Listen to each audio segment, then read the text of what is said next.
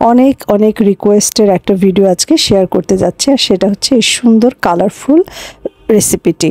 আর এটি করার জন্য আমি বাজার থেকে কিছু সবজি এনেছি। এখানে গাজর দেখতে পাচ্ছেন, তারপর এনেছি পালং শাক 1 মুঠো, এরপর এনেছি লাল শাক, মানে সব কালারফুল সবজি। এরপর এনেছি বথুয়া শাক, একদম ডিপ গ্রিন কালার, আর এনেছি মিষ্টি কুমড়ো। তো বন্ধুরা, কালার দেখে বুঝতে পারছেন আজকের রেসিপিটি করা হচ্ছে মূলত ছোট বেবি যারা 6 মাস পূর্ণের পরে বাড়তি খাবার খাওয়া শুরু করেছে তাদের জন্য, আর গর্ভবতী মায়েদের জন্য যাদের প্রচুর পরিমাণে পুষ্টিকর খাবার খাওয়া প্রয়োজন। আর এই সময়ে পেটের বাচ্চা খুব দ্রুত বড় হয় এবং তাদের মাথার চুল, দাঁত, হাড় এগুলোর গঠন হতে থাকে। তো আজকের এই রেসিপিটি অবশ্যই তাদের জন্য অনেক গুরুত্বপূর্ণ। আমি প্রত্যেকটা সবজি থেকে অল্প অল্প করে নিয়ে নিচ্ছি, যেমন লাল শাক থেকে একটু নিয়েছি, বথুয়া শাক থেকে একটু নিয়েছি, তারপরে পালং শাক থেকে একটু নিয়েছি, এবং এখানে মিষ্টি কুমড়ো থেকে আমি অল্প একটু টুকরো কেটে নিয়েছি এবং সঙ্গে অ্যাড করছি একটা মাত্র গাজর। তো এখানে যে আপনাকে এই সবজিগুলো অ্যাড করতে হবে নট নেসেসারি, আপনারা যে কোনো ধরনের কালারফুল সবজি ইউজ করতে পারেন।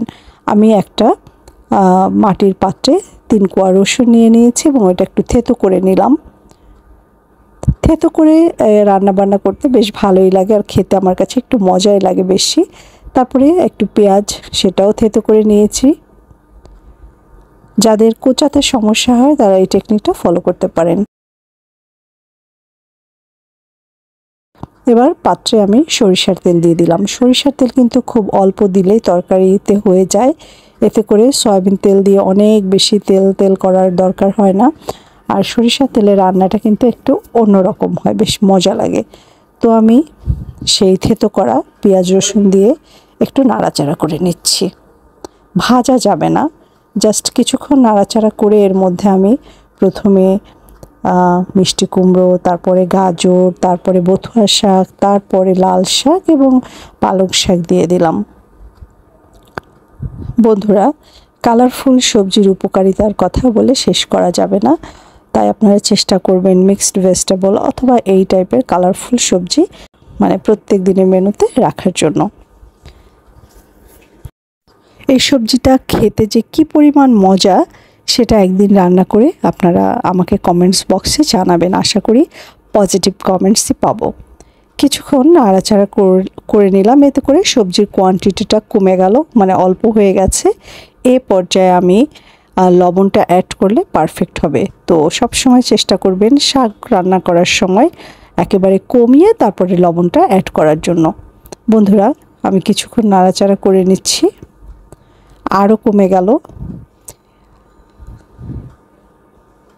এবার আমি 2টো কাঁচামরিচ এবং অল্প একটু হলুদ দিয়ে দিচ্ছি। আপনারা অনেকেই তরকারিতে হলুদ ব্যবহার করেন না, কিন্তু হলুদ অনেক উপকারী একটা ইনগ্রিডিয়েন্টস। তো আমি সবসময় এটা অল্প করে দিই। প্রত্যেক দিনের খাবার রান্নার সময় যদি একটু হলুদ দেন সবজিতে, মাছে, তাহলে কিন্তু আপনার হলুদ থেকে যেই পুষ্টি গুণটা পাবেন সেটার অভাব মানে সেটা কিন্তু ফিল আপ হয়ে যাবে। প্রথম পর্যায়ে আমি 2 মিনিট ঢাকনা দিয়ে ঢেকে রেখেছি। এর ফলে আমার মিষ্টি কুমড়াগুলো, তারপরে গাজরগুলো সিদ্ধ হয়ে যাবে, আর শাক সিদ্ধ হতে কিন্তু বেশি সময় লাগে না। 2 মিনিট পরে আমি ঢাকাটা উঠিয়ে আবার একটু নাড়াচাড়া করে নিচ্ছি। Hello viewers, welcome back to my YouTube channel. This is Seema from Seema's blog and cook. আজকের রেসিপিটি ভালো লাগলে লাইক, শেয়ার এবং কমেন্টস করতে ভুলবেন না। আর সবজির কালার দেখে বুঝতে পারছেন এটা খেতে কি পরিমাণ মজা হয়েছে। আবারও 2 মিনিট ঢাকা দিয়ে ঢেকে আমি এবার উঠিয়ে নিচ্ছি। এ পর্যায়ে আর ঢাকা দিব না। সবজির গুণাগুণ ঠিক রাখার জন্য প্রথমে আস্ত অবস্থাতে ধুয়ে তারপরে ছোট ছোট টুকরো করে কাটতে হবে এবং একটু জোরে আঁচে রান্না করতে হবে। তেলটা একটু পরিমাণটা বাড়িয়ে দিতে হবে। এই তো, আশা করি রেসিপিটি ভালো লেগেছে। হয়ে গেছে আমার সবজি রান্না। একটু ভিজা ভিজা অবস্থায় নামাতে হবে, একদম ভেজে কড়কড়া করা যাবে না। আজকে বিদায় নিচ্ছি। সবাই ভালো থাকবেন, সুস্থ থাকবেন। নতুন রেসিপি বা ভিডিওতে দেখা হচ্ছে। সে পর্যন্ত টাটা।